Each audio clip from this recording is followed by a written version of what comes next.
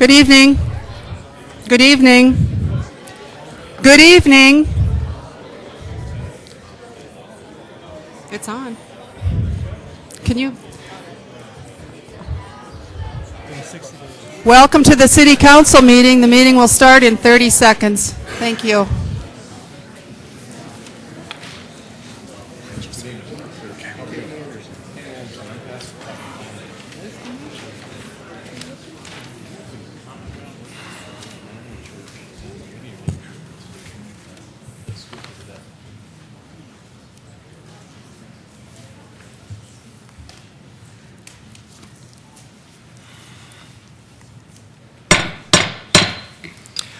Well, good evening, everyone. And what a terrific crowd we have here tonight watching tonight's City Council meeting. We truly appreciate it.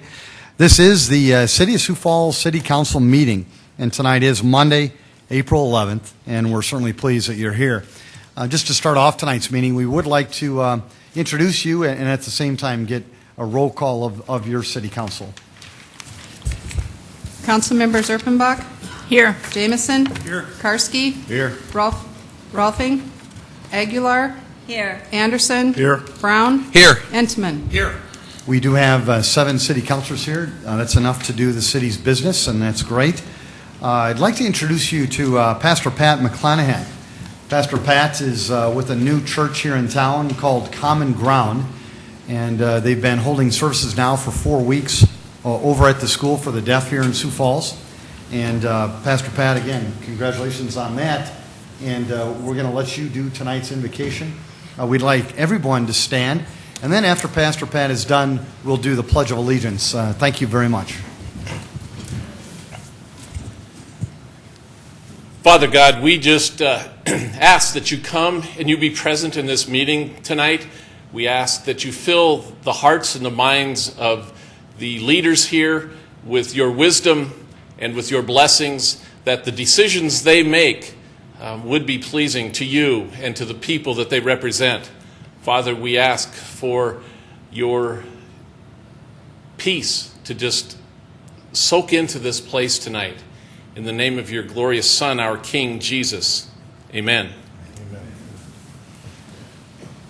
I pledge allegiance to the flag of the United States of America and to the republic for which it stands, one nation, under God, indivisible, with liberty and justice for all.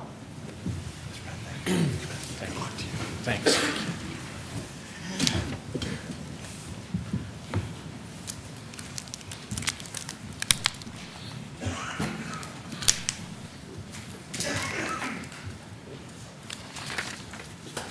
Good evening, everyone, and thanks so much for being here. It is a tremendous crowd. I love it. They're getting bigger and bigger every week, and must be all the good work the City Council is doing, so that's great. We do have a proclamation that I'd like to share with you, and if I could have the representatives come on up here, please, I would appreciate it. Welcome. The proclamation states, whereas every community member can affect positive change with any volunteer action, no matter how big or small, and in Sioux Falls, 66,800 volunteers contributed $122.4 million of service. Whereas volunteers can connect with local community service opportunities through hundreds of community service organizations like volunteer centers. Whereas millions of volunteers working in their communities utilize their time and talent daily to make a real difference in the lives of children, adults, and the elderly. Whereas during this week, all over the nation, service projects will be performed and volunteers recognized for their commitment to service. Whereas the giving of oneself and service to another empowers the giver and the recipient. Whereas experience teaches us that government by itself cannot solve all of our nation's social problems.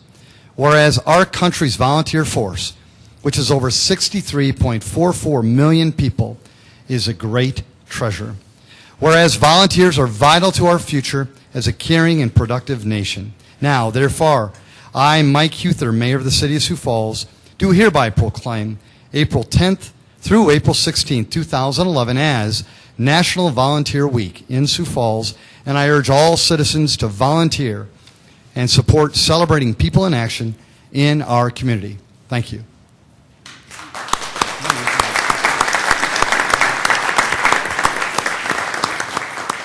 My name is Sarah Carruthers. I'm here on behalf of the Helpline to accept the proclamation with Alice and Eden from the Outdoor Campus, Linda Jensen from Lewiston Social Services, and Nona Bickler from Sanford Health. Thank you very much. You're welcome. Thanks, everybody.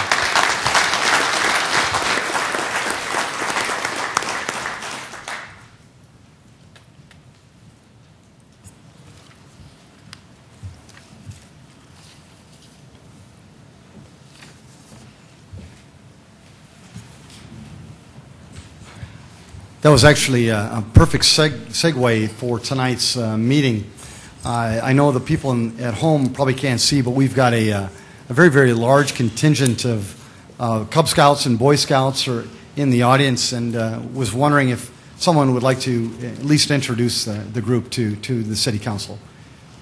Welcome. Sir, just come on up to the front if you don't mind. Thank you. My voice sounds a little funny. I just got a root canal, so I apologize. Sorry. But this is Troop 731, and we have a lot of new kids, so I don't know everyone by first name yet, so I might need a little help. So we have Chris. Young man, stand up and give us. Jason. And then Brendan, stand up. Okay. What's your name? Okay. And then Jacob. And Aston, and Mitchell, and Ben. And over here it's another group of young Boy Scouts who all let their Scoutmaster come and introduce them. Thank you.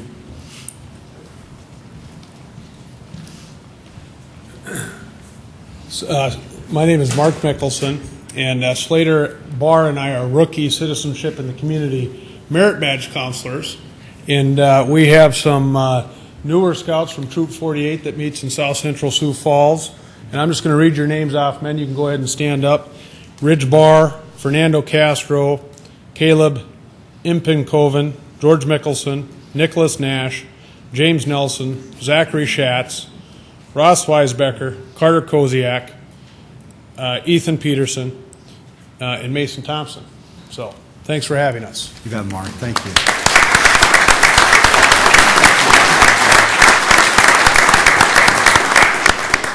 If all of those scouts could stand up so the City Council could see you, we'd appreciate it. Stay standing.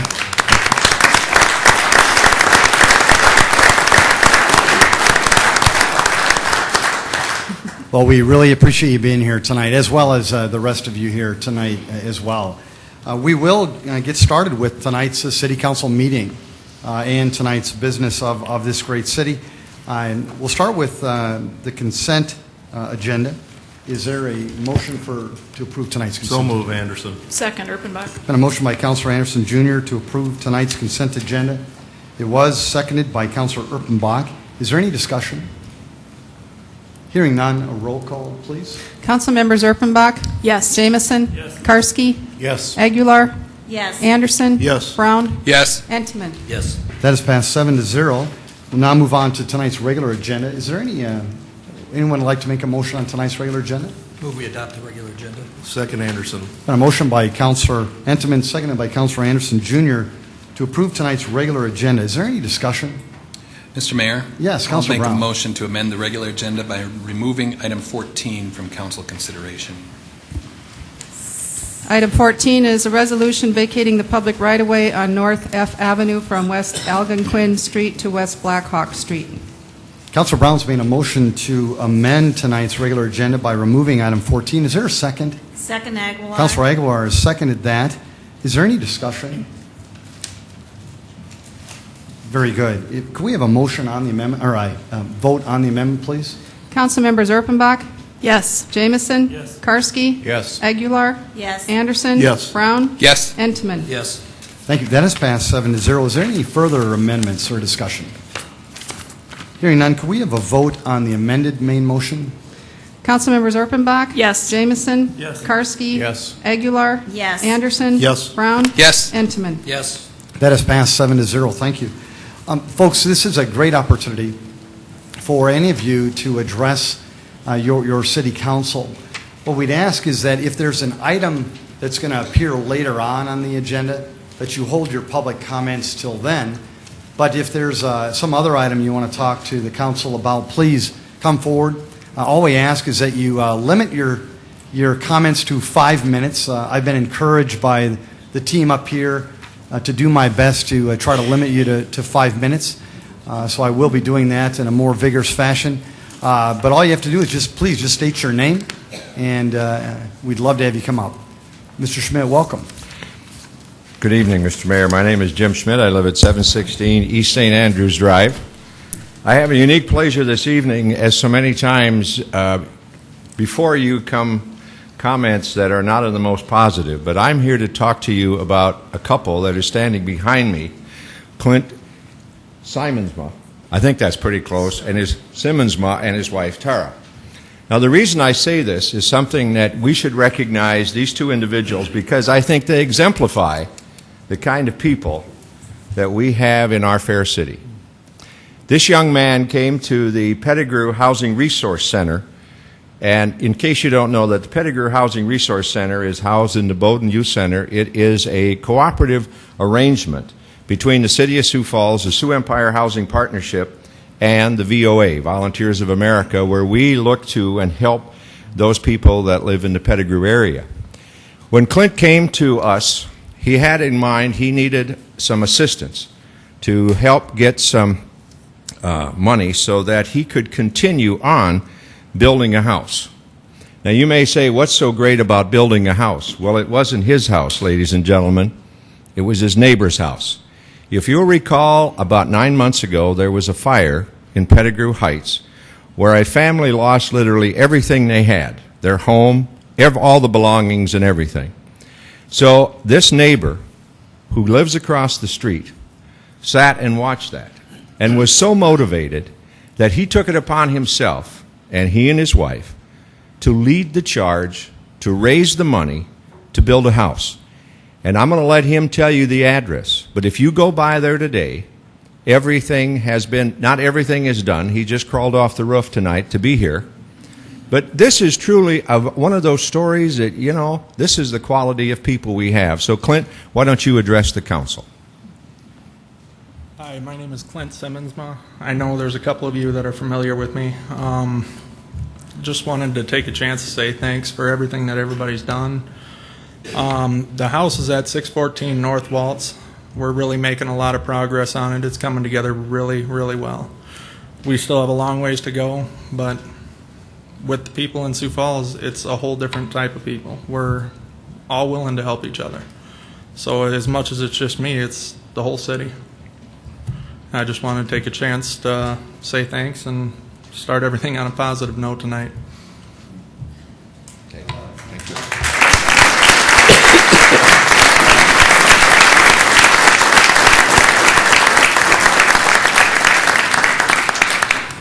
First of all, on behalf of the City Council, I know we thank you for introducing me to Clint. And Tara, you ran away from the podium, you shouldn't have done that. But we also know that when there's marriages, that there's a little give and take, and if Clint's on top of a roof, he's probably not helping you at home as much. So if you could stand too, I'd recommend you.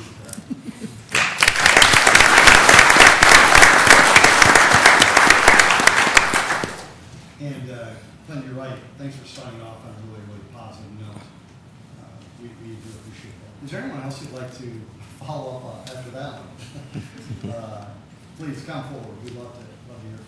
Welcome, Mr. Stango. Hi, my name's Tim Stenga.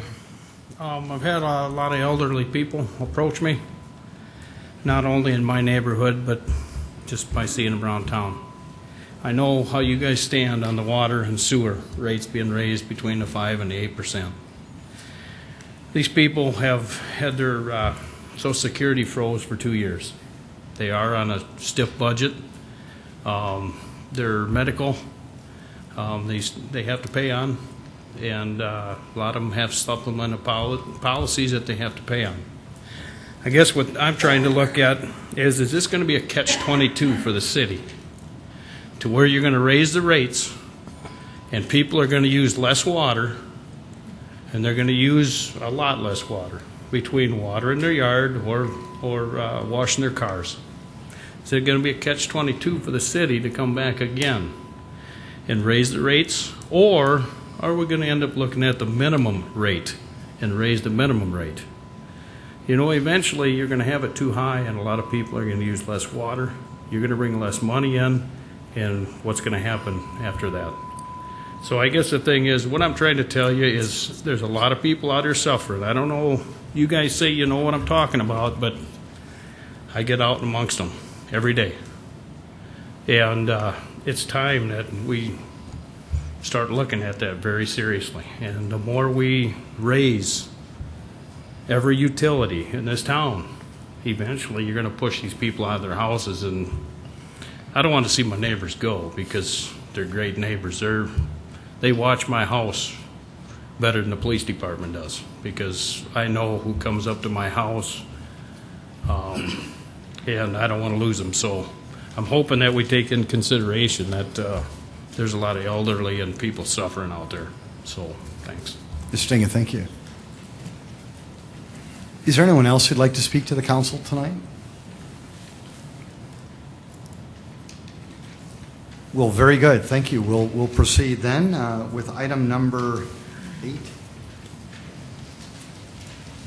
Item number 8 is special one-day liquor license for Washington Pavilion Management Incorporated, Washington Pavilion of Arts and Science, 301 South Main Avenue, for the Turnabout performance on April 17th, 2011, and authorized publication of the notice on April 1st, 2011, to set the hearing date. Okay, Lori Hogshead with the City Attorney's Office. This request comes before you so that we can accommodate the Pavilion's event that's going to be held on April 17th. My normal items for the month would be before you on the 18th, and so we wanted to make this work for them. Council, is there any questions for Lori? Is there anyone in the audience who'd like to speak to this item? Move approval, Aguilar. Second, Erpenbach. Councilor Aguilar has made a motion to approve this item. It was seconded by Councilor Erpenbach. Any further discussion? Hearing none, roll call vote, please. Councilmembers Erpenbach? Yes. Jamison? Yes. Karski? Yes. Aguilar? Yes. Anderson? Yes. Brown? Yes. Entman? Yes. That is passed 7-0. Item number 9. Item number 9 is an ordinance of the City of Sioux Falls, South Dakota, amending the revised ordinances of the city by amending Section 2-35, Powers of the Mayor, and Section 2-37, Administrative Organization of City Departments. Councilor Anderson Jr. or Erpenbach? Mr. Mayor. Yes, Councilor Erpenbach. Just a quick review of where this particular item came from.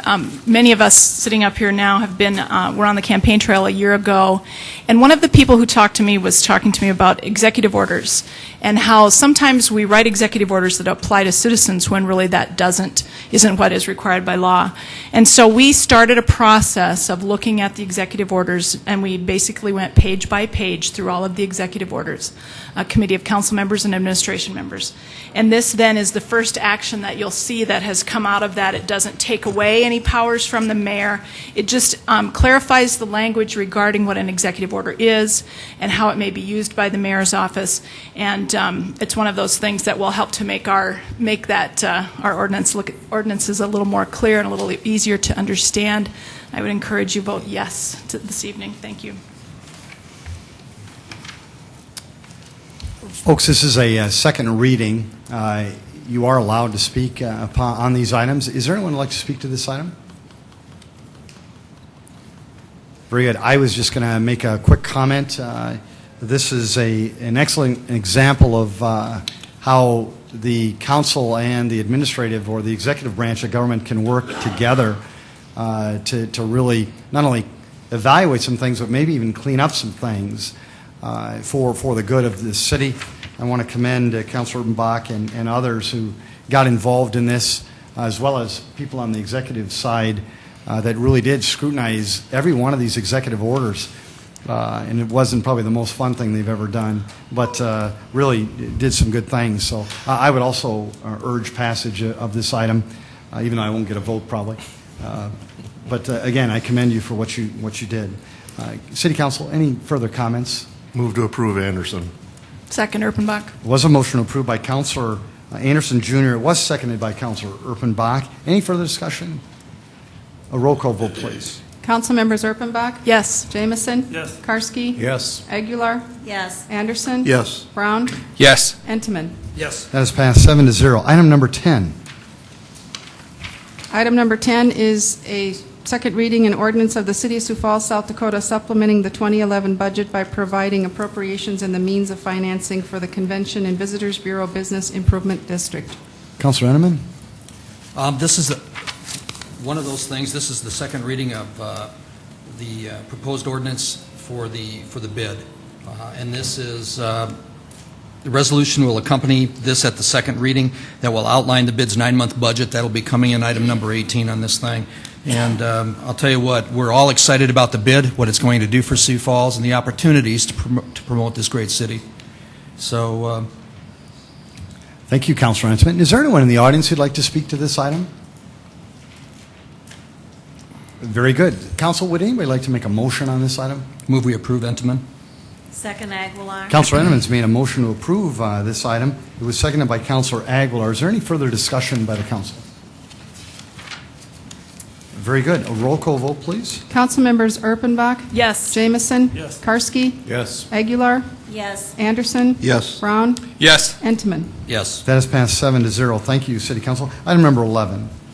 Item number 11 is a first reading, an ordinance of the City of Sioux Falls, South Dakota, providing supplemental appropriations for a market analysis providing the value of naming rights and facility sponsorship packages for an event center and other city facilities. Welcome, Mr. Smith. Good evening. Darren Smith, Director of Community Development and Public Parking for the City of Sioux Falls. Tonight you have a request for supplemental appropriation in front of you. These dollars would be utilized to allow us to conduct a naming rights and sponsorship market analysis. Thank you. And the amount is for $65,000. I do have a presentation, and maybe what we'll do, could I hand that out at this time? Just goes right there. Thank you. We're going to hand out the presentation, and I'm just going to jump right in and go through if that's okay. As each of you know, for several months now we've been working through this event center process.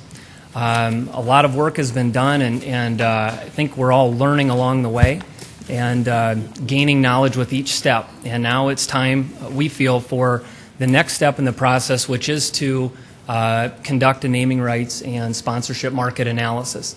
And that's what we're here to talk about tonight. But I know there are questions about what is that, exactly what are we going to get. So that's what I want to touch on tonight in an attempt not only to educate you. I know each of you know that I've spoken with each of you somewhat at length on this, but it is an opportunity to educate the media and the public and the audience as well. So if we can jump right in, let's start with this naming rights and sponsorship market analysis, what it is.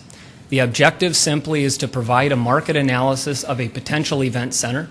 The analysis should provide the value of the naming rights and facility sponsorship packages, identify marketable assets and associated facility sponsorship opportunities, and identify other marketing sales opportunities for revenue generation.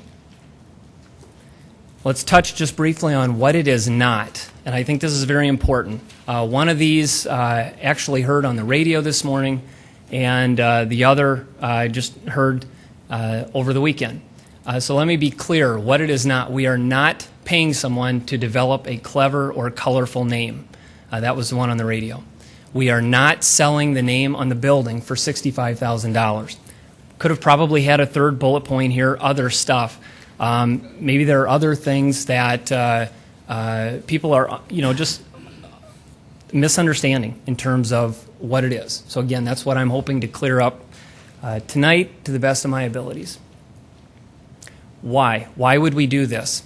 Let's just go right down through the list. I think first of all we have to recognize we don't know what we don't know. I think all of you understand we've never done anything like this before. This will be, to date, the single greatest investment in a single facility that the City of Sioux Falls has made. We want to maximize return on that investment. We want to do right by the taxpayers. Where we are right now, I think, is I would sum it up as speculation versus professional analysis. To date, we've only been able to speculate to the best of our abilities what we think we can reasonably generate with this new event center facility in terms of naming rights and other sponsorship revenue.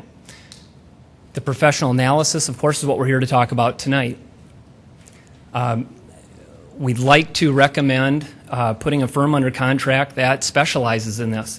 It's what they do every day, 365 days a year, all across the country, in fact, all over the world, specializing in working with municipal entities and with municipal facilities, including event centers. The results allow us to use the most accurate possible numbers when determining financials. Specifically, what this means is a debt service payment that will impact the CIP and potentially the operating budget. Finance Director Tracy Turback could probably speak more intelligently to this than I could, but very simply, Tracy is going to build the financial model that all of you and all of us and the public wants to get the most accurate product in terms of what will the impact be to taxpayers, what will the impact be on the CIP, what will the impact potentially be to the annual operating budget. Well, private dollars that are generated through naming rights and other sponsorship opportunities directly impacts that. For every dollar we get in private investment, that's a public taxpayer dollar we don't have to put into this facility. I think Tracy would be the first to tell you that he wants the best, most accurate numbers possible to give you and the public and our taxpayers the most accurate financial model in terms of the impact on the city's budget and other projects. Lastly, I would say don't leave money on the table. It's important to keep in mind we will live with any naming rights agreements and sponsorship agreements for a very long time, 20 plus years. So if we don't enter into good agreements, we'll live with those consequences for some time to come. Why now? The timing of this. Well, it's the right time in the process from what we've been told by consultants. Oftentimes, the name on the outside or the skin of an event center is sold during the design process, even pre-vote when public votes are held. Not uncommon to have the name on the building, which is the big sponsorship in terms of dollars, take place what would be in the next several months for our process. Design suggestions. We have been encouraged, strongly encouraged by each of the architects and the design teams we interviewed in this process, even those that were not selected, and each of the contractors to have a naming rights consultant involved in the process, and from what we were told pretty consistently, the sooner the better. The reason is because if you can get them involved in the design process, we can modify different aspects of the building to maximize, again, the return on the investment, to maximize the naming rights and sponsorship opportunities in the facility. You can't do that after it's built, or it's very expensive to do. It's even difficult to do late in the design process. So you want to get them on board early according to, again, the design teams and the contractors. And finally, determining the appropriate number of suites, club seats, and loge boxes. Again, something you want to identify and determine on the front end early on in the design stage. There are stories out there, facilities that they speculated, they guessed, even using their design team and their contractors, and they ended up with a number of suite boxes in particular that they couldn't sell. So maybe they built 24 optimistically thinking they could sell those, and they sold 15. What that does is not only do you have several suites that are left empty, which isn't something anybody wants, but it also devalues the other 15 that you have. So it's very important, and this is something that the Superlative Group, which is the firm that we will recommend, we'll get to that in a moment, they were the only proposal that offered to do this as well. The selection process. We used various research methods to net and identify 5 firms, IEG, Joyce Julius, Prescribed Strategies, Front Row Marketing, and the Superlative Group, Inc. gave us a mix of big, small, and in between. Each were invited to submit proposals. I believe this was Monday, March 21st. Proposals were due Friday, April 1st. Our evaluation team reviewed the proposals, and the Superlative Group Incorporated was the unanimous selection, and I also have a handout, I'm sorry, in the folder there, right on top. This is just a little resume for Superlative, and it's very similar to what I sent each of you via email a few days ago. So again, continuing here, the naming rights market analysis, what we will get. Task 1 is an event center specific analysis. Task 2, event center strategic account plan. And task 3, looking at the other major public facilities that we've identified, and we'll go through each of those right now. In task 1, we'll start with an overview of current trends in naming rights and markets.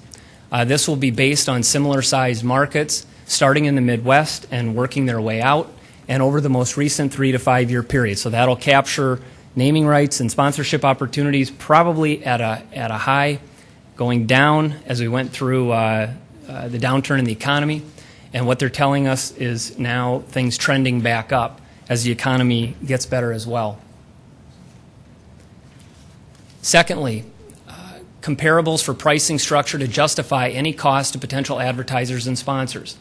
Utilizing the same criteria I mentioned before, similar sized markets in the Midwest over a 3 to 5 year period, we will get specific details and dollar amounts from other facilities. So basically, this is where you would expect to see charts that will identify what event center ABC received for naming rights and sponsorship revenue dollars in all the different categories that they determined to sell. We'll get that information for event center XYZ and MNO and all the others that they'll find. So this will be very interesting to see what those trends have been. Third, determination of fair value for naming rights of the facility, pouring rights for non-alcoholic beverages, signage, and other major sponsorship opportunities. This is the information that will be specific to the potential Sioux Falls Event Center. So again, what we just talked about, an itemized listing of all those naming rights and sponsorship revenue opportunities for other facilities, and they will use that combined with the trends in the market to determine what we can reasonably expect in Sioux Falls for a new event center, the size that we're talking about. A comprehensive list of remaining inventories that have potential for revenue value and indicate a range of value for each asset. So in addition to the skin on the outside of the building and the other big stuff, what else could somebody's name be put on in exchange for dollars? The entranceways, concourses, lounges, business center, technology partners, and that means scoreboards, the digital scrolling, message boards, and so forth. Finally, in task 1, identification of potential sponsors who have brand awareness, strategies that are most apt to benefit from naming rights and sponsorship opportunities. They will identify those corporations and businesses on a national, regional, and local level that they feel would be most likely to potentially participate in putting their name on the outside of the building or somewhere inside. As we move into task 2 then, develop a target list of accounts, sources to include contacts on a local as well as national level. This is just simply drilling down further on the aforementioned list, providing specific individual contacts most applicable to this process based on their experience in the industry and working with a number of the same corporations. Item 2, under Task 2, develop a recommended strategy to maximize the overall revenue to be derived from naming rights, sponsorships, pouring rights, signage, premium seating, and any other marketing opportunities associated with the event center facility, and a comprehensive estimate of the amount of revenue that can reasonably be expected. That's a run-on sentence. That's a mouthful.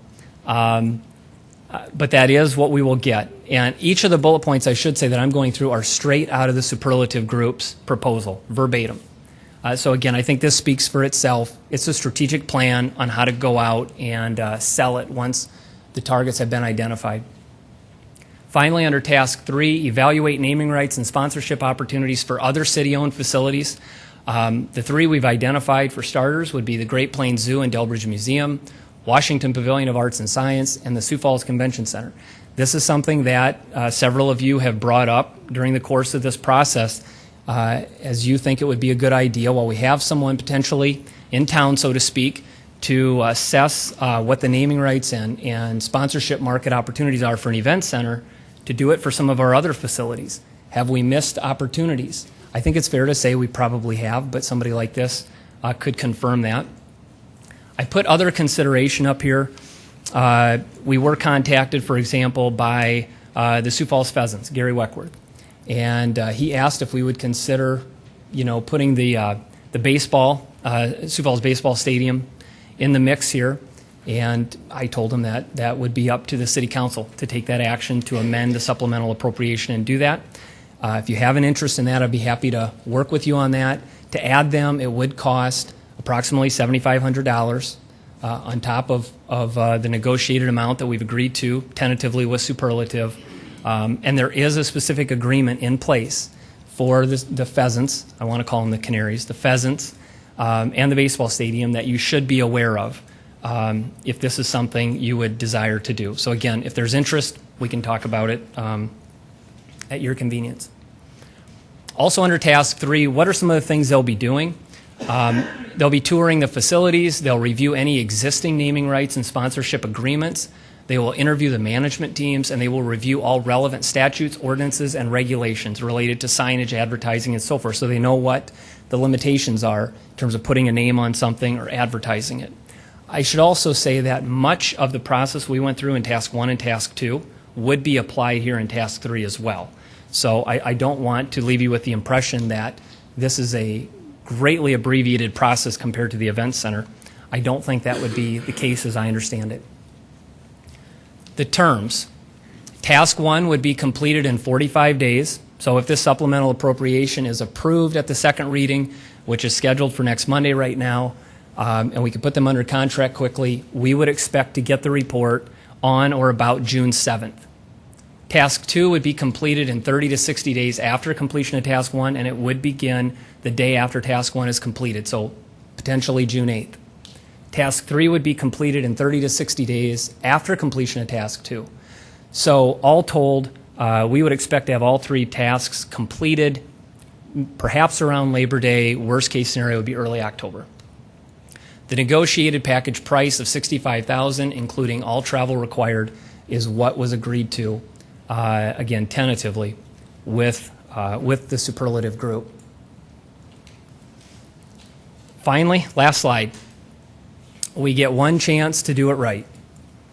We've talked about the size of investment this is, and also the fact that, again, going to the second point, being smart enough to recognize we don't know what we don't know. We've never done anything like this. We don't know what dollar amount to assign to the name on the outside of an event center in Sioux Falls, or all the opportunities inside. We simply don't know.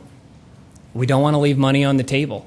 Again, going back to the first bullet point, we get one chance to do it right. If we don't do it right, we live with the consequences for a long time to come, and those consequences are millions of dollars, millions of taxpayer dollars. So we want to get it right.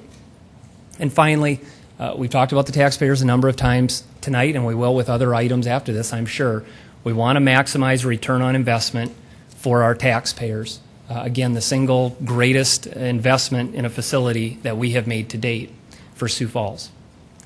And at this time, I would take any questions that you have. And could I preface that by saying that Miles Gallagher, the president of the Superlative Group, is planning to be present for the second reading. So again, that's scheduled for a week from tonight, and he will be coming here to answer any questions I may not be able to, or may not be able to as intelligently as he can. And so he will be here next Monday night, but I'll do the best I can to answer your questions. First of all, for the folks in the audience, this is a first reading. So the first reading, the presenter speaks to the council, and then the council, they try to absorb as much as they can, and then they do have an opportunity to ask questions or try to get any more engaged in it as they can prior to a second reading. But the audience does not have an opportunity to answer questions. So, City Council, any questions, any comments? Councilor Brown. Darren, thanks for the presentation. First of all, can you tell us, was there an RFI or an RFP process to identify these consultants? Yes, there was.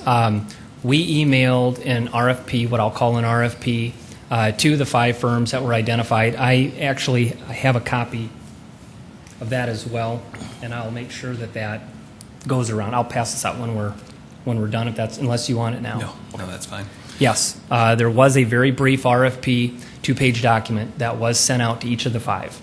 Okay, but we chose the 5. We didn't open it up extensively. That is correct, and we did have some, discussion on that. I know I spoke with each of you, some of you with that topic specifically. And in doing the research we did, which was fairly extensive, reaching out to those in the industry, finding out who does this, it's a fairly specialized thing. We did identify the 5 that we felt gave us good variety. Those were the names that kept coming up over and over again, and we submitted them, invited them to submit a proposal. And then there was you said an evaluation team. Who sat on that?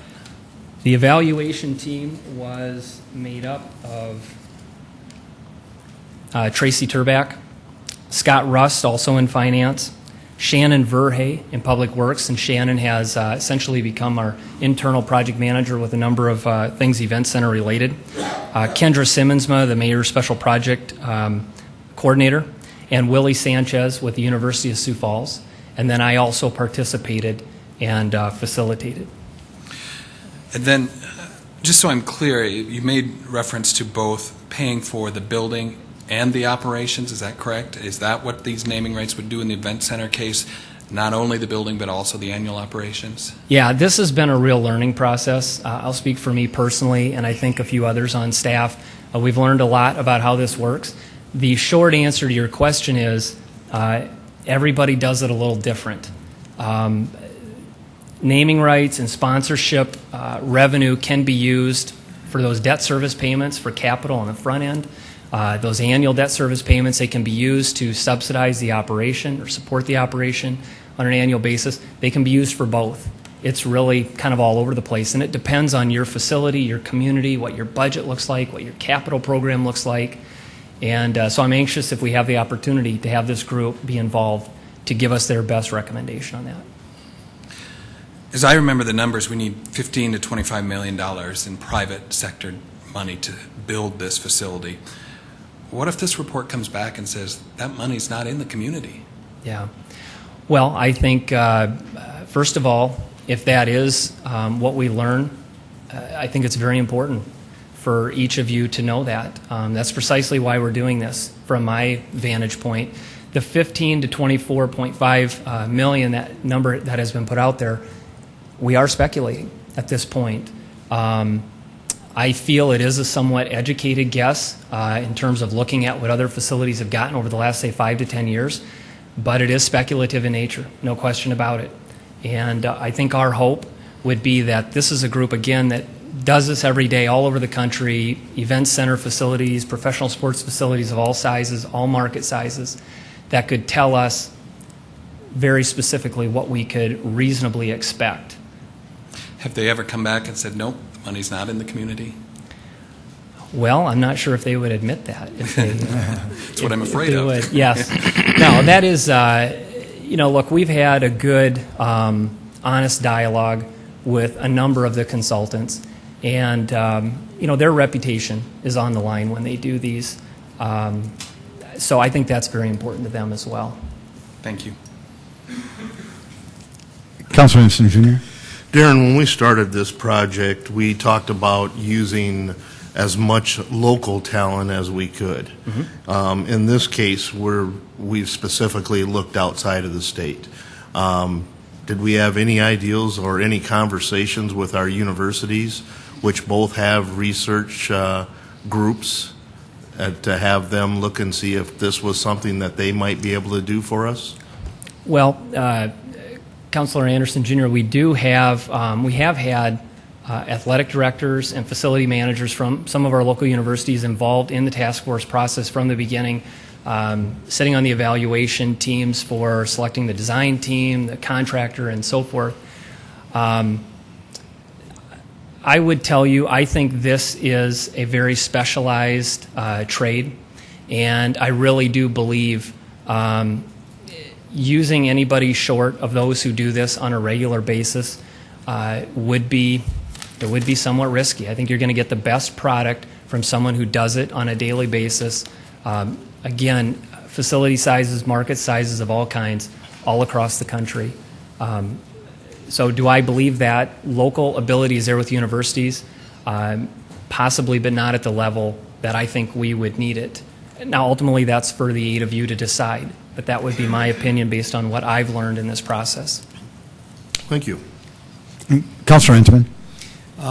Darren, I have a question. You said in task 2, it's develop a target list of accounts, sources to include contacts on a local as well as national level. Drilling down further on this aforementioned list and providing specific individual contacts. Exactly what do you mean by that? Well, my understanding, based on what we've been told, is, again, in their extensive experience of doing this on a regular basis, working with all kinds of different corporations across the country, but oftentimes some of the same corporations that are in the game of putting their name on facilities and paying large amounts of dollars to do that.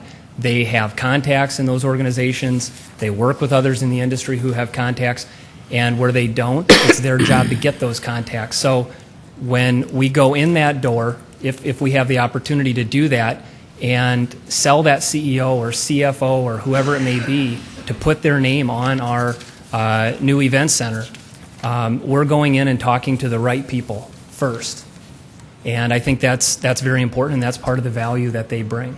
Is this also going to address individuals in the community, just in the community, that might be in a position to contribute to something like this? I think it could. They have indicated that that's a possibility. I think that's one where they're going to want to come and interview us to start the process and ask us to help them identify who that might be. And then, of course, outreach could take place.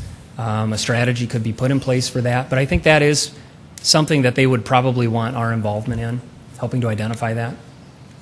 Okay, thank you. Councilor Karski. Yes, Darren. We've spent a little bit of money already on this project, and the question seems to be coming up, why now? Not just why, but why specifically at this time before we even know, the economic study coming out in a couple of weeks. So why is it so important at this time that we look at this? I'm going to go back to this slide. Why now? And I would say these are the 3 primary reasons. It is the right time in the process based on the feedback we've received from these consultants. Not only the consultant that we are recommending to put under contract, the other consultants, the other 4 plus that we've spoken with.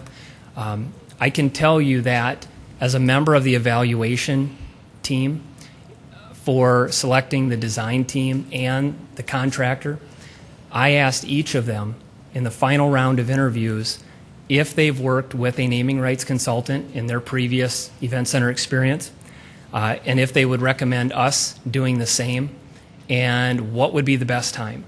And unanimously, the answer from all 6, I say 6 because we interviewed 3 design teams and 3 contractors, all 6 unanimously was yes, we've worked with them, yes, we would recommend it, and the sooner the better.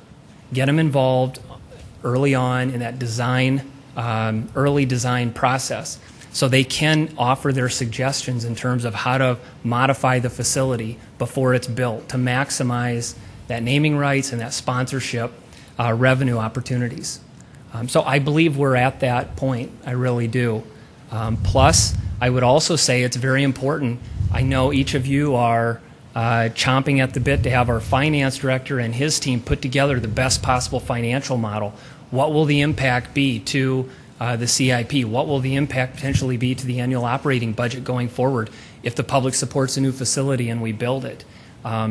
So the timing is good for that. If we can get good, accurate numbers in June, that's something that the finance team can plug into the model and present to you as well as the public to make the best possible, most well-informed decision on a large investment. Councilor Urbanbach. Thank you. A couple of questions, Darren. One, if we were to hire this company, would they actually make the deals with us, for us? Would they, they work with whoever, Kentucky Fried Chicken, and it's going to be named blah, blah, blah.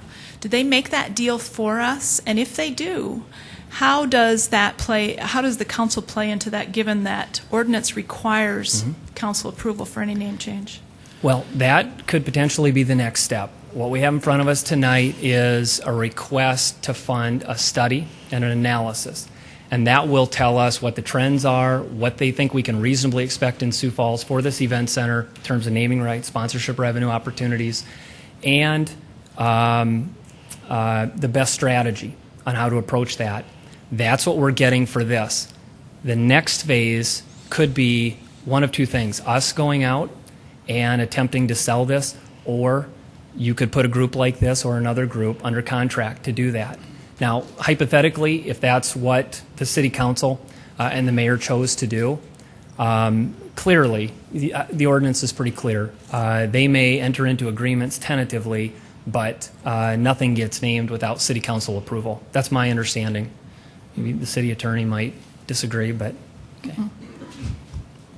No, I think that's right on. One other question, Councilor please. Then talk in the broader scope of things. I realize you had a representative from USF on that review team, but talk in the broader sense of what about the school district? Maybe they want to rename Howard Wood Field. What about STI or all these other groups? And you mentioned the baseball stadium. Would it be smart for us all to go together and do it all at the same time? And have we talked about that, and is that even possible? We really haven't talked about that. Picking up on some of the comments made in the conversations I had with each of you a few weeks ago before we embarked on this process, some of the same facilities kept coming up. Now, some of the others did too. The golf courses, the Orpheum, for example, even the baseball stadium. And we did visit with the different consultants about those. And what we heard pretty consistently was, first of all, we'll assess whatever you're willing to pay us for. They'll do that, and they'll be happy to do it. But they did tell us that honest feedback.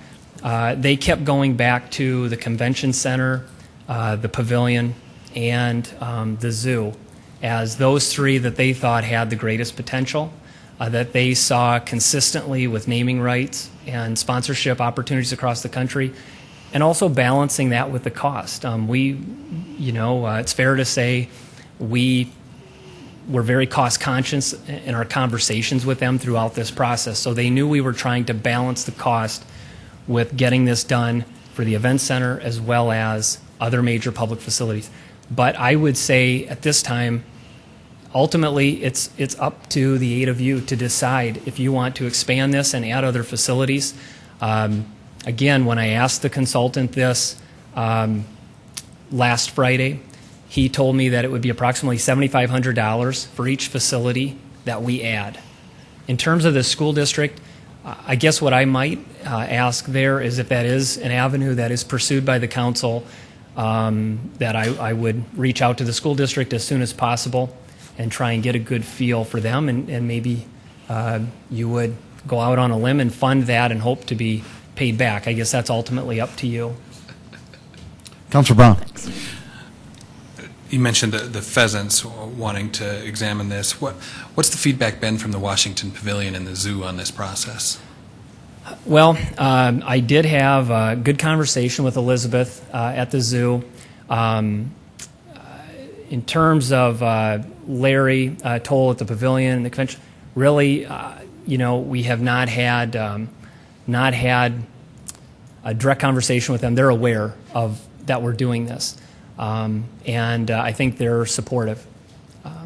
As far as the zoo, they're also supportive. I know Elizabeth is concerned about the confidentiality of the donors and the fundraising that they do now, and the consultant has made it very clear to us that that is not uncommon. They work with zoos and private, nonprofit zoological societies across the country, identical arrangements to what we have here, and that is a concern of theirs as well. They deal with it all the time. And in fact, next week when the consultant is in town, if this request is funded and they're put under contract, I plan to have Miles meet with Elizabeth right off the bat and work through some of those issues.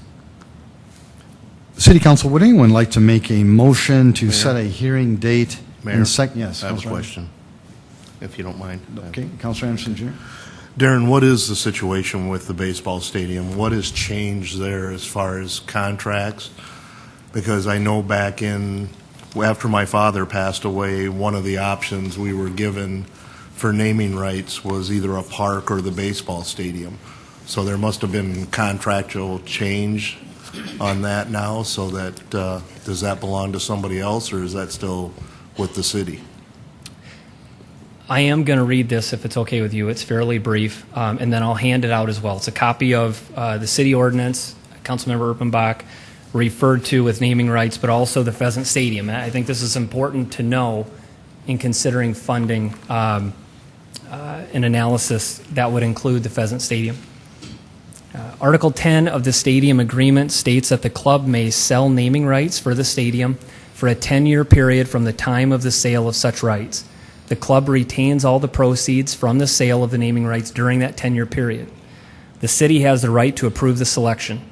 After that initial 10-year period, the naming right shall be remarketed by both city and club with proceeds divided as follows: 10% to the club, up to $15,000 per year.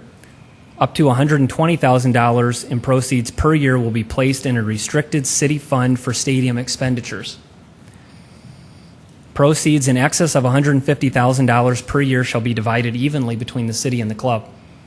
City's use of those excess proceeds would not be restricted. This agreement was entered into on September 30th, 1999, and Article 10 has not changed since that time. And again, I'll hand this out so you know exactly what the agreement is that's in place. I'll also hand out the RFP document. Councilor Jameson. I'm done, yes. Good. Darren, on a scale of 1 to 10, how important is this information into the whole process of the event center? Well, I would answer that, probably give you one of two answers here. And I may be repeating myself a little bit, but I would say that go back to that bullet point, speculation versus professional analysis. And I really believe that. We can speculate to the best of our abilities as lay people. We can do the best research possible if we move through this process without the ability to bring this person on board and put them under contract. We can do the best we can. Versus, again, having someone, and I don't want to overstate it, but someone who does this every day. It's what they specialize in all over the country, all over the world, with these very type of facilities. Not only the event center, other municipal facilities, transit authorities. You have the list in front of you.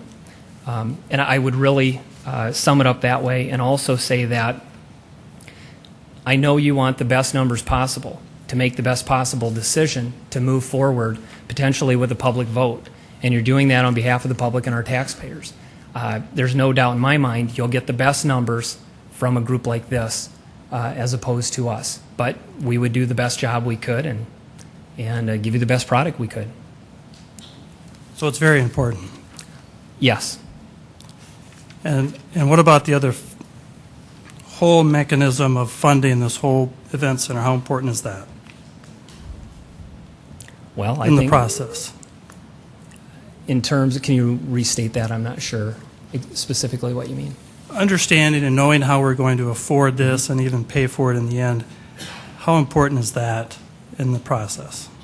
Well, ultimately, that's for the 8 of you to decide. Personally, I think it's important. Pretty important. Yes. How about how important do you think the color of the seats are? That depends on who you ask. Or if ask. they fold up or if they stay down. How important is that in this whole discussion? I don't have any expertise in that area. I'm sorry. Not sure I could answer that question intelligently. First, I apologize for maybe hammering you on this because you probably drew the short straw and you had to come and do this.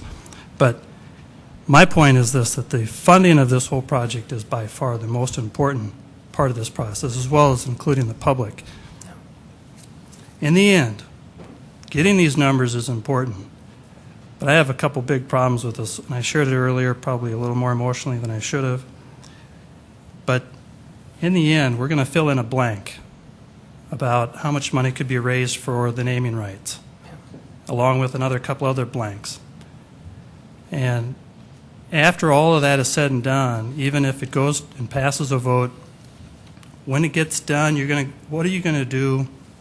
Excuse me, how are you going to get this to the public to actually say, you want your name on this building? Here's how you do it. You're not going to tell them it's going to cost you this much. You're going to say, you tell us how much you'll give. So it'll be an RFP, right? I mean, that's how you would ultimately end up. I guess very briefly I would answer that and say that that's, I think, what we're hoping this group will tell us. Okay, well, the group tells you you're going to get $10 million for naming of this elusive event center. And it gets done, and we start building the event center, and we go to sell the naming rights. I mean, you're going to go out and ask the public, well, who wants to give us $10 million, right? I think it would be more strategic than that based on what we've learned in this process. But again, that would be part of task 2 in this process. They would put together a strategic list of accounts as well as a strategic plan. But it's still no guarantee. The number that they come up with is no guarantee. Oh, absolutely not. It's a fair market. Things will change. Well, I made it perfectly clear earlier that this isn't about the 65 one. And in all fairness, I actually refer to it as 35 because the other 30,000 is for studying our existing buildings. And I think that should be completely separate. I'm not sure why you're including it into this whole program, but you're probably creating more of a mess than you really need for yourself, I think. We went a long time without selling the naming rights to these other buildings for some reason. I'm not sure why. Maybe that's just the way we do it, but I think we've missed a huge opportunity for many years. But the principle in this argument for me is the fact that we started off with $500,000. The council authorized that to be spent for this project. All the way through the process, there were decisions made to do certain things versus others. And I think we've waited till the end. In fact, the administration has waited till the money has run out to consider some of these very important pieces of information. We've picked out the color of the seats. We don't know how we're going to pay for it. You've run out of money. You're now coming back here to ask us for more money. And there's going to be needs, even more needs, I would bet. When Tracy starts trying to figure out how to pay for all this, he's going to try to figure out, well, maybe there's a group that could study this process for us. And I'm no expert at building event centers, and all that will come up again.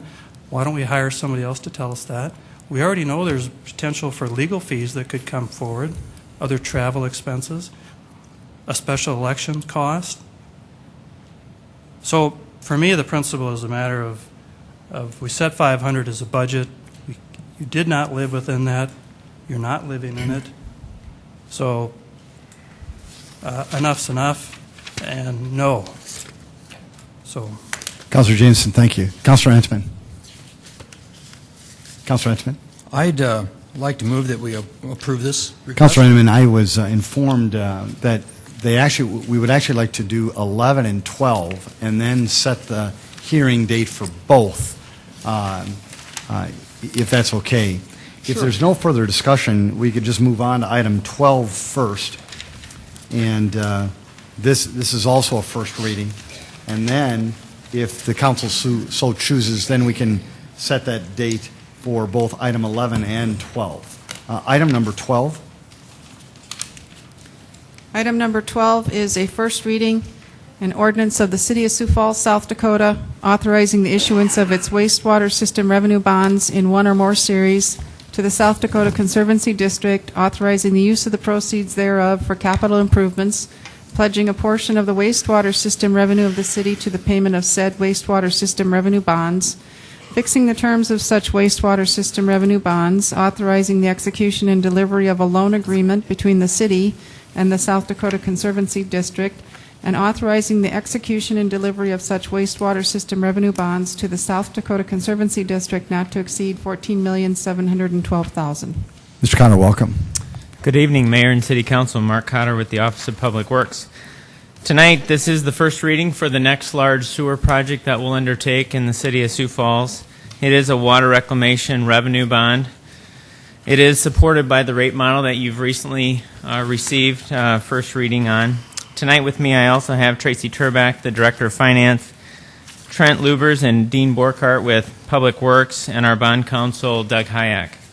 Tonight we have a short presentation. We'll review the loan amount and the term. Remember, this is, again, using the State Revolving Loan Fund, it's a program that's set up through the DENR that allows municipalities to use these low-interest loans to rehabilitate their infrastructure. And they also act very similar to a line of credit. You do not pay on them until you actually draw on them. In addition to this one, we qualify for an incentive interest rate of 1.25%. That's reduced by 1% with the understanding that we would, instead of paying 1% of interest, that we would make improvements north of the city to improve the water quality on the Big Sioux River, and we have some photos of that. So this is as Tamara mentioned, it's a $14,712,000 loan with an interest rate of approximately 1.25% for 10 years. Okay, as we move through the process, and we've moved some of those key dates off, but as we went through the full assessment and identified those Tier 1 projects that are very important to do to strengthen our sewer system, this is one of those key projects. We have a photo coming up to orientate you to it, but just to highlight some of the key dates. Tonight, April 11th, is the first reading. Next week, we would bring back this item for a second reading, ultimately working toward, in August, having funds available to complete the design and move forward with the construction if you support us. All right. To orientate you, again, this is a large sewer project. This builds off the Central Main project that is split into two projects. It starts at the 11th Street Viaduct downtown, moves all the way down to the lift station. Would you point to the lift station? That's the Tut Hill lift station.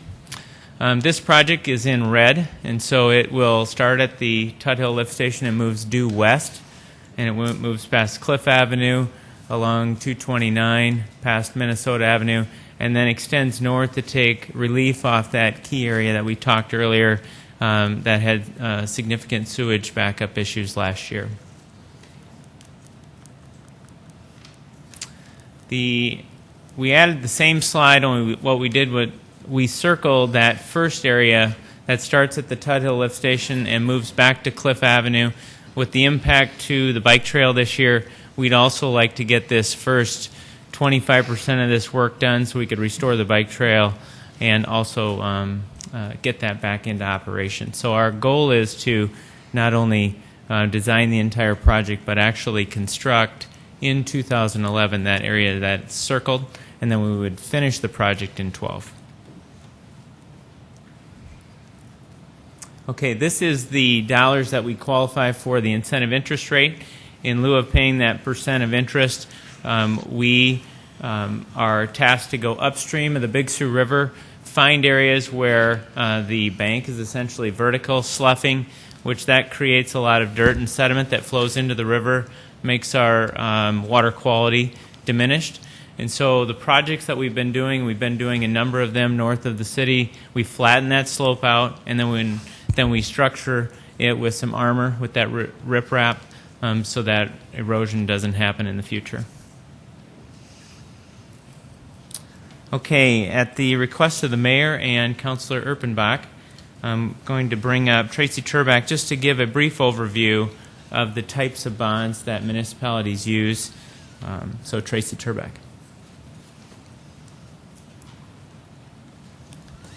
Thank you, Mark. Tracy Turback with the Finance Office. As Mark indicated, this is a revenue bond that is under consideration for the wastewater improvements.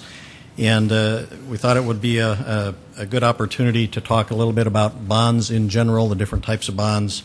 And for those folks that haven't been through this before, or at least not many times before, also as a means of perhaps educating the public on city bonds, municipal bonds. Essentially, there are two types of bonds that municipalities issue for funding capital projects. General obligation bonds are not necessarily particularly common, but they are probably the oldest type of bonds that are available to municipalities. Have been around for a long, long time. A general obligation bond is just that. It is a general obligation of the city, pledges the full faith and credit of the municipality to repay that debt and the interest on that debt. General obligation bonds are repaid with property taxes. There is a special levy levied on property taxes throughout the city to generate the necessary revenue to make the payments on a general obligation bond. Because they involve a special property tax levy, they do require, under state law, a vote of the voters of the community to approve them. It requires a 60% approval by the voters before the city could issue general obligation bonds. The city of Sioux Falls currently has no general obligation bonds outstanding, but that is, and for all intents and purposes, will continue to be a funding tool that is available to the community at some point in the future. If there's a project that we feel would have 60% or more of community support, that is an alternative that's available. Much more commonly used is a revenue bond, which is what we're talking about tonight for the wastewater improvements. Revenue bonds are secured and repaid with a specified revenue stream.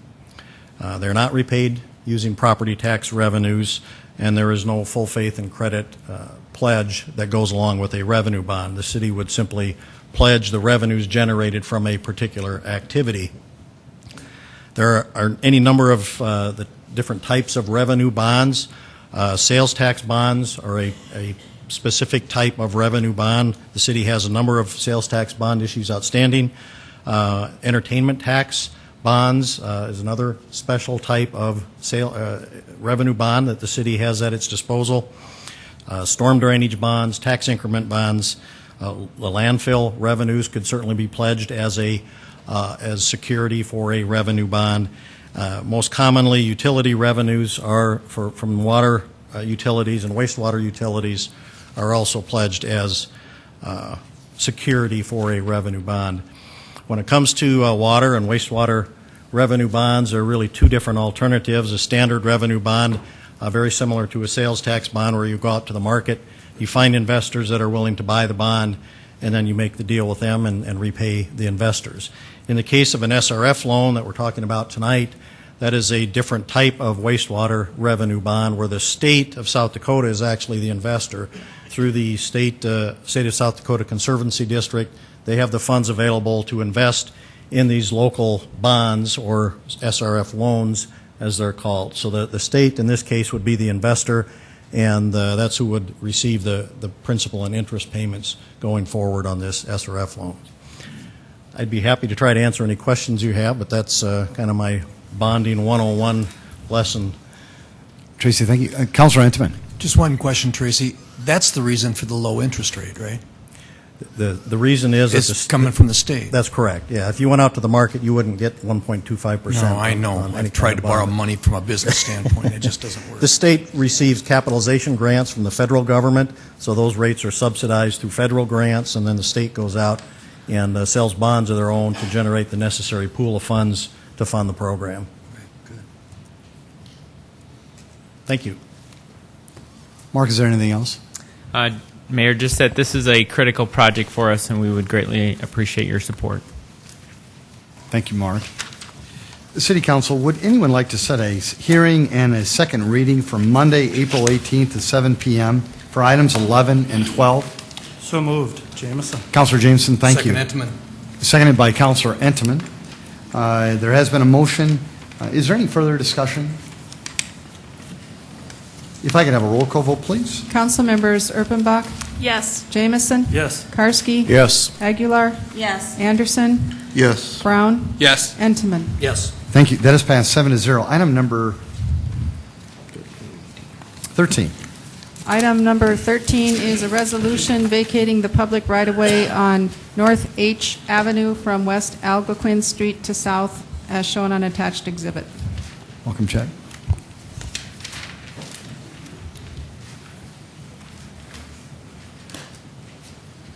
Good evening, Chad Heavey with the Engineering Division of Public Works. This section of H Avenue is improved and is south of the airport. A petition was submitted by Doug Birkland of Sayer Associates on behalf of Raven Industries and was signed by all adjacent property owners. Raven Industries' plan is to use the vacated right-of-way for redevelopment in this area. If vacated, a utility easement will not be maintained. Raven Industries has complied with our street vacation policy and is here tonight to answer any of your questions. A neighborhood meeting was held on March 29th. The meeting was attended by the Air National Guard, one of their neighbors to the north, and then 3 local businesses that are neighbors to their south. And there was no opposition expressed by any of the property owners and neighbors that were there that day. So engineering has no opposition to the vacation. Folks, is there anyone in the audience who'd like to speak to this item 13? Very good. City Council, any questions? Oh, I'm sorry. Sir, welcome. I apologize. Come on forward. Welcome. Thank you. Hugh Dodson, Corporate Facilities Manager at Raven Industries. Our intent is to put an 80,000 square foot manufacturing facility on this site, and it basically straddles the north half of H Avenue. The group moving into this facility would be our Applied Technology Division. It's currently in 3 floors downtown. The need for this arises due to constraints we're running into downtown with parking, number of employees, and also shipping on 6th Street. We have to answer any questions. Council, any questions for Hugh? Very good. Is there anyone else who'd like to speak to this item? I apologize for. Well, very good. City Council, would anybody like to take any action? Move to approve, Entman. Second, Karski. Councilor Enman's made a motion to approve item number 13. It was seconded by Councilor Karski. If there's no further discussion, a roll call vote, please. Council members Erpenbach? Yes. Jamison? Yes. Karski? Yes. Aguilar? Yes. Anderson? Yes. Brown? Yes. Entenmann? Yes. That is passed 7-0. Hugh, if you wouldn't mind, on behalf of the council, just relaying our thanks for investing in the community. We appreciate that. Thank you. Item number 15. Item number 15 is a resolution canceling 1 sidewalk assessment. Chad.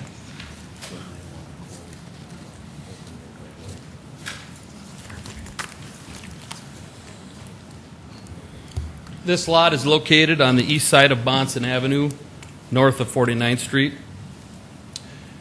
And there you can see the highlighted lot is where the development stormwater detention area is. In 2009, after receiving several complaints, the city contracted to have sidewalk installed along this portion of Bonson Avenue. Went from Fox Run Place on the north down to Fox Run Place on the south. That work was completed in 2009, and then we came back to you in 2010 and assessed the sidewalk cost to the adjoining properties. And at some point during this process, the owner stopped paying property taxes on this area in yellow. After working with the county on this parcel, let me back up. The property went back to the county after the taxes were delinquent. We worked with the county. Following that, the county deeded the lot to the city. The lot has no marketable value to anyone other than that subdivision, and that's where their drainage water is handled at. So tonight's resolution will cancel the approximately $2,100 of principal, interest, and penalty for that sidewalk assessment. And what we've done internally is that we will not approve a drainage area like this to be platted as its own separate lot. In this case, we would have, the properties to the north and south would have shared ownership of that parcel versus what we did a few years ago. So I can answer any questions if you have any. Is there anyone in the audience who'd like to speak to this item? Council, any questions? Motion? Yes, Councilor Karski. Was the developer the owner of the lot? Yes. Okay. So basically what you're saying is we should have gotten the money up front before we did finish this project, and we're not going to do that again? No, what I'm saying is, well, there's a couple things regarding the sidewalks, but also really the meat of this is that at that time when this land was developed, we let them plat this individual lot. And that lot has no benefit to anybody to that, except to that subdivision where their stormwater is taken care of. And so the point is, we would not plat this lot as an individual lot today. We would make them incorporate this drainage area into several of the lots, and then it would be maintained through, let's say, their homeowners association or some similar agreement. I mean, these are typically private drainage issues. We realize that we've changed our process so this doesn't happen again. Council, would anybody like to make a motion on item 15? Move we approve the resolution, Entenmann. Second, Anderson. Councilor Entenmann's made a motion to approve item 15. It was seconded by Councilor Anderson, Jr. No further discussion. Roll call vote, please. Councilmember Erpenbach? Yes. Jamison? Yes. Karski? Yes. Aguilar? Yes. Anderson? Yes. Brown? Yes. Entenmann? Yes. Thank you. That is passed 7-0. Item 16. Item 16 is a resolution declaring the necessity to repair, rebuild Portland cement concrete sidewalk in front of and abutting on properties in Sidewalk Inspection District 2101 on various streets and avenues in the city of Sioux Falls. Jen, welcome. In accordance with South Dakota Codified Law 9-46, adjoining property owners are responsible for the repair and maintenance of their sidewalk. And the city of Sioux Falls has an annual sidewalk inspection program that is based on this codified law. And typically we want to get out into every neighborhood and inspect every sidewalk on a 10 to 12 year rotation, and that just depends on how big the areas are.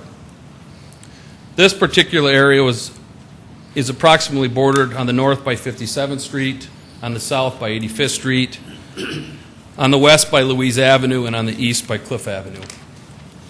So in early 2010, engineering staff went out and inspected this area. After that inspection, we did notify 341 property owners of needed repairs. The owners were then given, and we did that in August of 2010 is when their initial notification was made. In the letter, then we gave them till May 1st, which will be a few weeks here, to have the repairs completed. And typically, no matter what district we're in, we usually see about 60 to 70% of the repairs made by the property owner. So that leaves the remaining to be handled under a city contract. So to date, 152 of the 341 repairs have been completed. Now granted, we won't do this work until June or July, so between now and that date, there will be more that complete the work on their own. And we do not, we notify them. We'll notify them again that we're coming. Of course, we'll verify that the work's not been done, and then we'll complete it. So tonight's resolution of necessity authorizes us to enter into a contract with a contractor, go out and make the repairs, and then come back and assess them when that is completed. The construction estimate to complete the repairs is approximately $45,000, and of course that'll depend on how many we actually make. I do want to share just a few more things regarding our sidewalk inspection program. We have a lot of information on our website. This is under Public Works Engineering. We have questions and responses regarding how they can make repairs. We have frequently asked questions, taking the necessary steps to hire a contractor, the specific ordinances that talk about sidewalks. We have a contractors list who are licensed and bonded. They can go there. So there's just a lot of information on this website for the public. This is the first notice. When our inspectors are going around, they mark up with pink paint the problem areas. What this notice does is it identifies them that there is an issue, and they can mark on here what the issue is. It talks about what their options are for repairing, and then also gives them our contact information to answer any questions. And here I just have several examples. This is a vertical separation between two panels that gets flagged. This is horizontal separation. This is just some holes in the sidewalk. Concrete spalling, where the top surface has flaked away, and now you're down to the aggregate. Just multiple cracking. And then finally, when we have missing sidewalks. So that is kind of that's our sidewalk program 101 tonight. So I'll be happy to answer any questions. Mayor? Yes, Councilor Anderson Jr. Chad, when you get to the point of realizing the city has to go out and replace some of this sidewalk, do we just do an RFP for all of the sidewalks, or do you go individually, or how do you send that out? We, engineering, our staff puts together a formal contract, and it's put out to bid. Now, the estimate will be under $50,000, so it'll be an informal contract.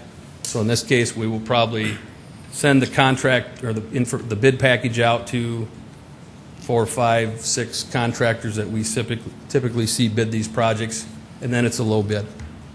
So, okay, so then they bid the total number of, yeah, we of work identify, to be done? You know, I don't know if it's 100, I don't know what the number is, but it's 150 repairs, and they give us prices, and if we don't have to do as many, the quantities just go down. Thank you. Is there anyone in the audience who'd like to talk more about the sidewalks? Very good. Council, anybody like to make any action? Move we approve the resolution, Entenmann. Second, Anderson. Been a motion by Councilor Entenmann, seconded by Councilor Anderson Jr. to approve item number 15. All roll call vote, please. Council members Erpenbach, I'm sorry, this is item 16. Item 16, I apologize. Good catch. Thank you. Councilmember Erpenbach, Yes. Jamison, Yes. Karski, Yes. Aguilar, Yes. Anderson, Yes. Brown, Yes. Entenmann. Yes. That is passed 7-0. Thank you. Item number 17. Item number 17 is a resolution amending the 2011-2015 capital program. Good evening, Mayor and City Council. Dean Borkhardt with the Office of Public Works. Tonight I bring forward a resolution requesting authorization to amend our 2011 capital plan. I will go through a few brief slides highlighting the proposed changes, and then we will try and answer any questions that you will have. We have 4 different equipment amendments dealing with the Sioux Falls Regional Landfill as well as Fleet Revolving Fund, and then 1 CIP project with the Water Reclamation Division that ties in with item 12 that Director Cotter just spoke with you about. The first item and the first thing I would like to do is thank you on behalf of Public Works for your support of the Poet Biomass Agreement with the sanitary landfill that was approved last week. This waste grinder is the needed equipment to fulfill that agreement. It will be funded through the sanitary landfill and used to grind the corn cob stover and wood waste for that project. Long term, it will be used in construction and demolition debris and waste. The next item will also be used to fulfill that Poet Biomass Agreement. The current bucket that is on our landfill front end loader is approximately a 4-yard bucket and is undersized to utilize and unload the round bale corn stover that comes into the site, as well as we'd like to use this as a dual purpose bucket, which will be used not only to unload those bales as they come in, but it will be like a light material bucket which will be used then to load the material into the semis as they leave the site and eliminate or not decrease the amount of loss that we would have in that loading process. This also will be funded with the Sioux Falls Regional Sanitary Landfill user fees and is built into the rate study that is being developed as we go forward. The next item, this piece of equipment was originally brought to you when we were dealing with the flood fight in early March. This piece of equipment was brought in during that time period Thankfully, it wasn't needed to be used as much as originally planned, but it does serve a dual purpose for our organization. It is one of the only ones that we found that can be used to bag compost and mulch out at the landfill. That is where this piece of equipment will be stored and utilized when it is not needed in the sandbagging operations. Ultimately, one of the best things that we have is we have submitted this as well as our sandbags and everything to the county for emergency preparedness grant funding. So we hope to see a 50% return of that initial cost of $24,800 through that fund. The final piece of equipment that we have to bring before you today is for the street department maintenance program. This material and applicator was tested in 2010, mainly on Minnesota Avenue between 18th Street and 33rd Street, as well as on 41st Street between West and Western Avenues. The $50,000 estimated cost for this piece of equipment would come from the Fleet Revolving Fund. This Techcrete material we found to be basically the best that we had in the application, and we found that on these applications that we have not seen it fail even through the winter, where we have had problems obviously with just applying straight asphalt into some of these holes. This will, like I said, will be used to apply the Techcrete material for the concrete street repairs. The final amendment that we have in the program or the capital plan, like I said, ties with the Sioux River South interceptor improvements that Director Cotter spoke on. This is a $14.7 million project, of which it's split between water reclamation for the $14 million design and construction of the Sioux River South, as well as the $0.7 million for the storm drainage fund, which would be the non-point source funding portion of it north of the city to improve the water quality coming in and through the city. With that, I will open it up and try to answer any questions that you would have. Is there anyone in the public who'd like to speak to this? Council, any questions for Dean on any of these projects? On any of these? Yes, Councilor Jameson. Dean, if I was ever to get out of the city council, that Techcrete equipment would be one of those contract jobs I'd just love to have. I mean, I think that is absolutely the best product that I've seen for a long time. And if the city wasn't doing it, I'd like to do it as a competitive bid, because I think that's just something that's going to work forever. And I'm glad to see us moving forward in this. I really like that product. I've been watching it for as long as I can. I think that's just great stuff. We hope it continues to perform like it has for us this year. Right. Councilor Karski. Councilor Jameson obviously knows more about the product than I do. I'm curious, what's the lifespan of a repair made with the Techcrete versus the blacktop that we use, the asphalt we use? I guess quite honestly, to answer you, Councilor Karski, I would expect that a Techcrete repair that we've seen on 41st Street, we have previously done this in other parts of town probably 3 to 4 years ago, and we haven't seen it fail. To say that it is at least double what an asphalt would be probably a minimum statement that I would make.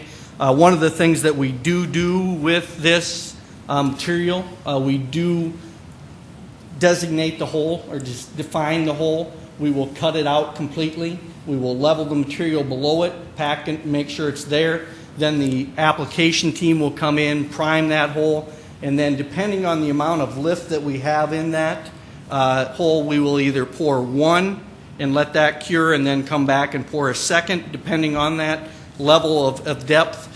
So with that being said, it's a superior way to make sure that the product holds, and it is a lot better than just taking a hot asphalt and trying to, even if you clear that hole out, to make that stick through a winter in South Dakota. City Council, would anybody like to approve this resolution, item 17? Move for approval, Anderson. Second, Aguilar. Councilor Anderson Jr. has made a motion to approve item 17. It was seconded by Councilor Aguilar. Any further discussion?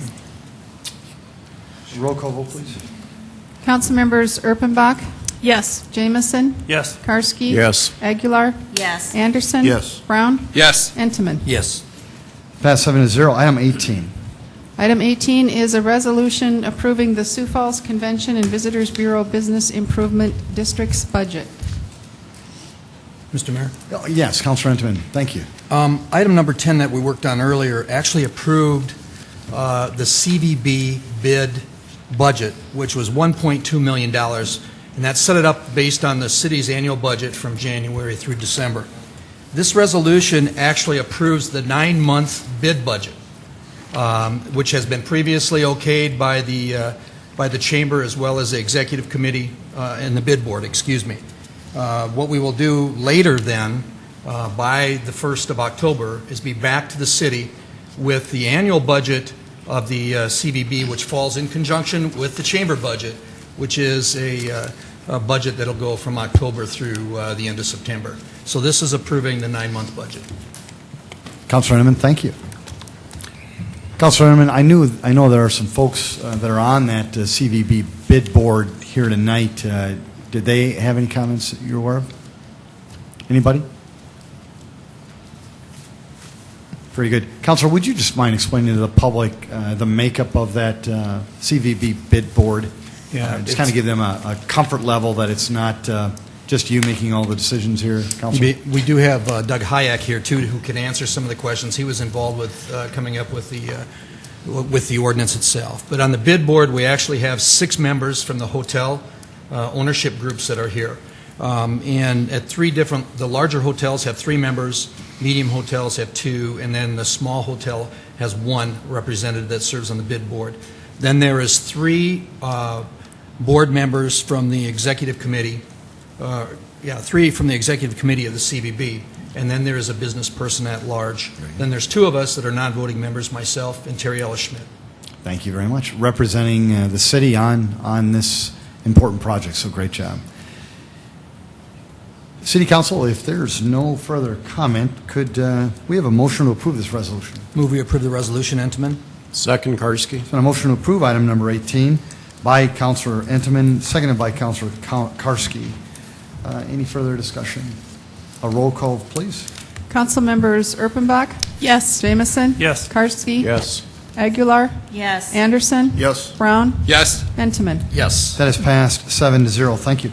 Council, is there any further business that you'd like to cover tonight?